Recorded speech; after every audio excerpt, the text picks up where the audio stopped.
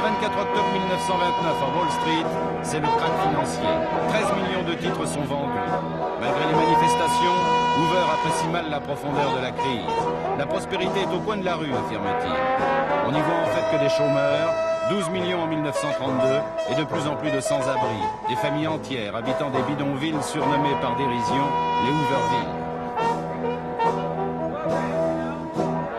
Les Américains qui croyaient avoir vaincu la pauvreté redécouvrent pour la première fois depuis 1921 les soupes populaires.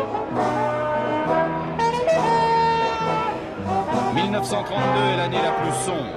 Durant l'hiver, les plus pauvres sont autorisés à récupérer les pavés de bois pour se chauffer. Ce sourire au milieu de la tourmente, c'est celui d'un certain Franklin Roosevelt. Candidat démocrate à la Maison-Blanche, il n'a aucun mal à se faire élire le 8 novembre 1932 avec 7 millions de voix d'avance sur le président sortant. Le 4 mars 1933, Franklin Delano Roosevelt est officiellement investi 32e président des États-Unis. Preserve, protect and defend the Constitution of the United States, so help me God.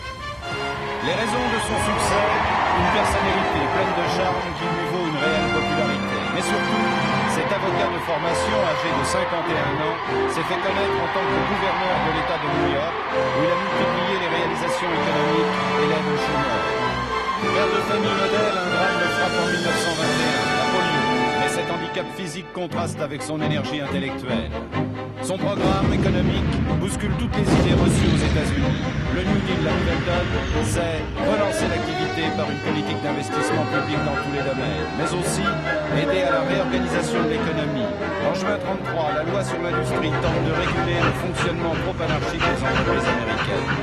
Second volet, assainir le système financier. Après quelques jours de fermeture, les banques rouvrent.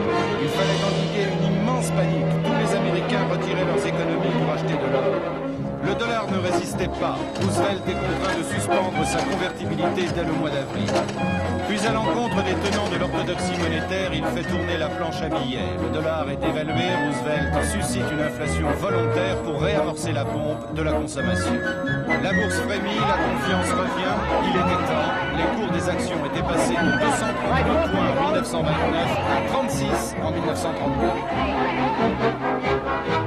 L'agriculture, elle aussi, est restructurée pour limiter les crises de surproduction.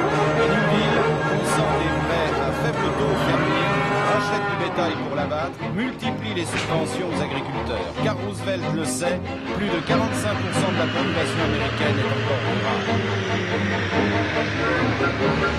Toutes ces mesures commencent à faire de l'effet. La chute du PNB est enrayée, il équivaut en 1933 à la moitié de celui de 1929. Les grands travaux financés par l'État fédéral sont spectaculaires, comme ici le programme de la vallée du Tennessee, qui comprend l'aménagement du fleuve et la construction d'un gigantesque barrage. La nouvelle donne redistribue les richesses au profit des régions les plus retardées. Ce redémarrage est dignement fêté car il s'accompagne d'une autre mesure, la fin de la prohibition. L'alcool peut à nouveau couler à flot, peut continuer à couler car la prohibition votée en 1919 n'a jamais été complètement respectée. Elle a permis au contraire l'organisation d'un trafic sans précédent qui a fait les beaux jours de la paix. C'est donc la fin d'une époque, celle où l'Amérique puritaine et rurale des années 20 devenait l'Amérique urbaine et grande consommatrice de whisky. Mais en 1933, l'urbanisation ressemble plutôt à cela. Des bidonvilles autour des grandes cités. Ils regroupent des milliers de fermiers ruinés pensant trouver un emploi en ville. Voilà à quoi ils sont réduits, fouillés de gigantesques tas d'immondices.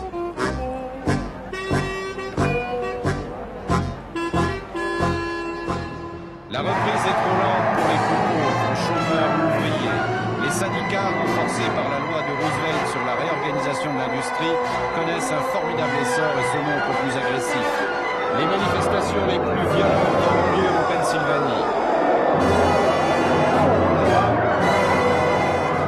Même détermination chez les agriculteurs. Nombreux sont ceux qui préfèrent détruire leur production plutôt que de les vendre à un prix jugé trop bas. C'est le cas pour le lait.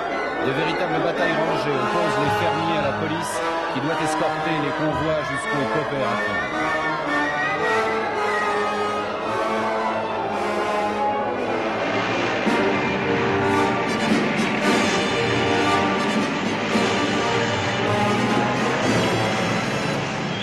Mais Roosevelt tient bon. Si son dirigisme économique est critiqué par les milieux d'affaires, il est très apprécié par la majorité des Américains. Ses initiatives contre le chômage font mouche comme ici, ce camp d'apprentis gardes forestiers.